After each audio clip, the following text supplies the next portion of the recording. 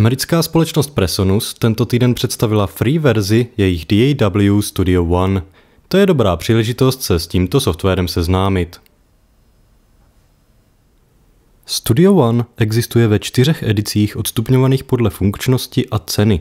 Nejdražší verze Professional je plně vybavenou DAW srovnatelnou se starými známými, jako jsou Pro Tools, Cubase a Sonar. Že je mezi nimi Studio One nováčkem, není vůbec poznat. Naopak nabízí pár moderních vychytávek, které u konkurence chybí. Dnes nás ale zajímá free edice. Free je zdarma a v tomto případě to znamená za e-mail. marty@zvukoloď.cz. Sem mi mimochodem můžete klidně psát svoje dotazy. Na výběr jsou 2 verze pro Windows, podle toho, jestli máte 64-bitové nebo ne, a 1 verze pro Mac OS, kterou stáhnu já.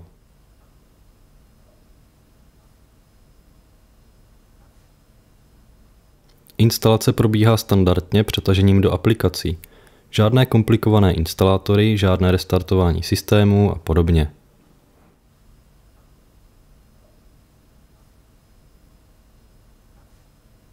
Při prvním spuštění Studio One nabízí doinstalování doplňků z DVD nebo z internetu.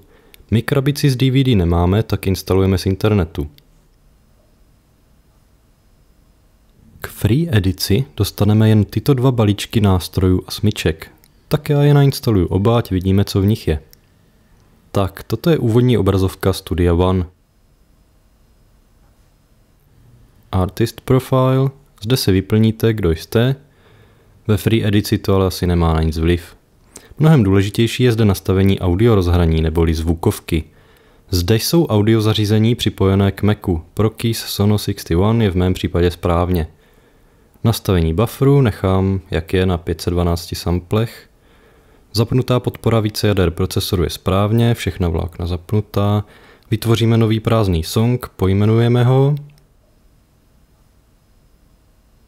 Vzorkovací frekvence 44 kg, bitová hloubka 32 bitů s pohyblivou čárkou, proč ne? Více je lépe. OK, a tak to konečně vypadá prázdný projekt ve Studio One. Z vlastní zkušenosti vím, že když poprvé spustíte nějakou hudební aplikaci, chcete hnedka tvořit a slyšet hudbu. Tak nezdržujem a hurá do toho. Ten sloupec napravo slouží jako prohlížeč nástrojů, efektů, zvuků a souborů.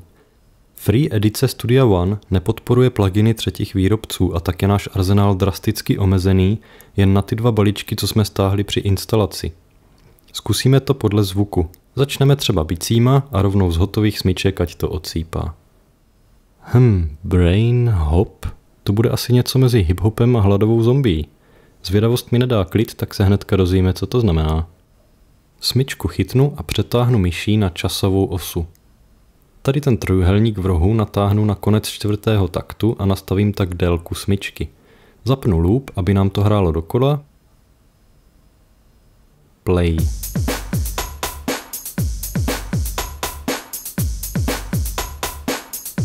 No tohle je ten brain hop. No nevím, co jsem čekal, nevadí. Teď by to chtělo nějakou basu. Sáhneme opět po něčem hotovém. Můk, to jsem přesně chtěl. Přetáhnu sem a tahle basová linka je tak jednoduchá, že jí máme jen 2 takty. Podržím tedy Alt, přetáhnu tento region o 2 takty doprava a tím ho skopíruju. Tak si to poslechneme.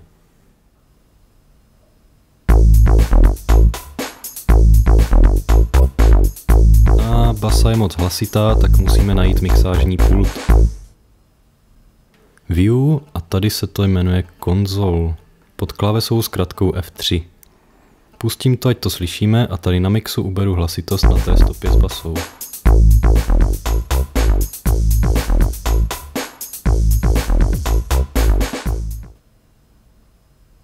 Teď by to chtělo nějaký synťák. Tady v nástrojích je sampler Presence, což je jediný virtuální nástroj, který je v této free edici k dispozici.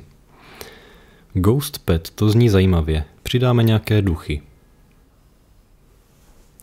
Tentokrát přidávám jen samotný nástroj. A tak to vypadá. O melodii se tentokrát postaráme sami, ať také máme nějakou zásluhu. Na panelu nástrojů přepnu tady na tu pastelku a doslova nakreslím region o délce 4 taktů. Ten region je ale prázdný. Přepnu zpět na šipku a na ten prázdný region poklikám. Tím se otevře MIDI editor.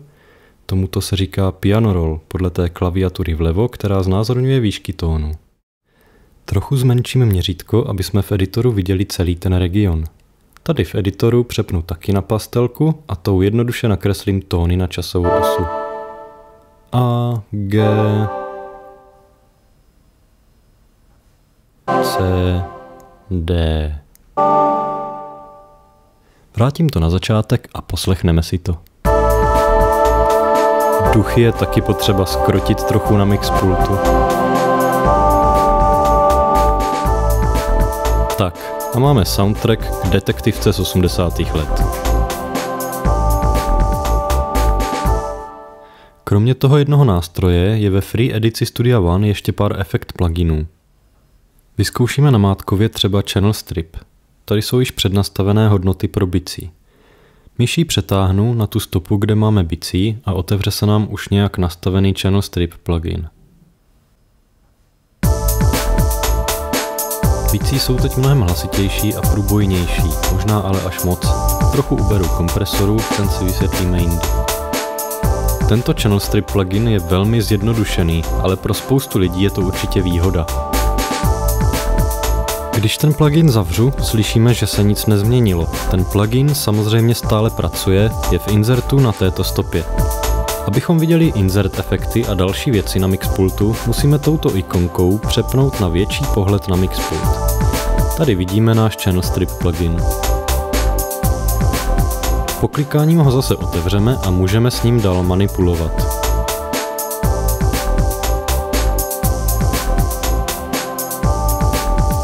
Channel Strip simuluje dynamickou a ekvalizační sekci, jaké najdeme na velkých mixážních pultech. Nabízí tak mnohem detailnější kontrolu nad zvukem, než je jen hlasitost. Zkusíme si to ještě na tom synťáku, tentokrát default, tedy bez přednastavených hodnot. Přetáhneme ho rovnou do insertu na mixpultu.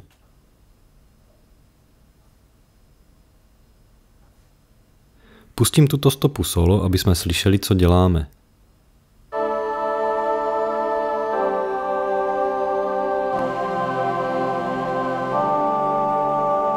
Na ekvalizéru trochu zvýrazním ve středním pásmu a zapnu low cut filter.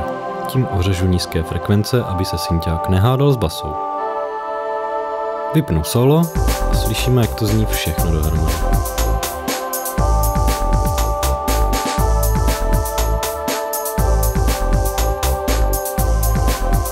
Když jsme s naším veledílem spokojeni, chceme ji samozřejmě uploadnout na SoundCloud, YouTube, Facebook a všem se hnedka pochlubit.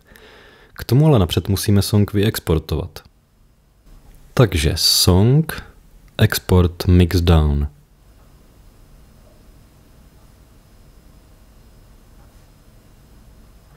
Uložíme to třeba na plochu, ať se to dobře hledá.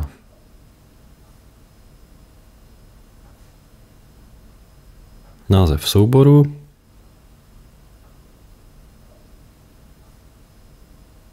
Free edice Studia One neumí exportovat rovnou do MP3, ale to nás nezastaví. Vyexportujeme do WAVu a ten si zkonvertujeme do MP3 třeba v iTunes. 16 bitů, 44 kHz. To odpovídá audio CD. Export range between loop je správně, protože chci exportovat jen to, co je v té čtyřtaktové smyčce. OK. A export je hotov. A ten výsledný WAV na ploše hraje.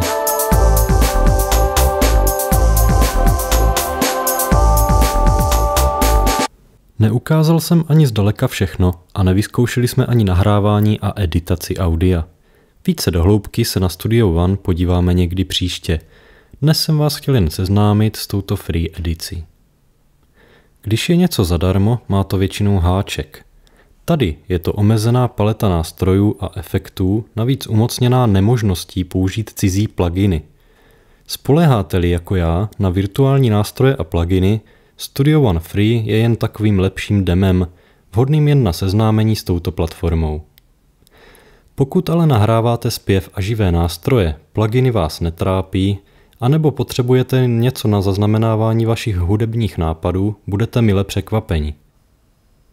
Koho tato Free DAW ale potěší nejvíce, jsou podle mě všichni, kdo nahrávají podcasty. Studio One Free umí všechno, co k tomu potřebujete, a to ve velmi vysoké kvalitě, navíc zadarmo. Podcasty obnášejí nahrávání a manipulaci audia, a to si předvedeme příště.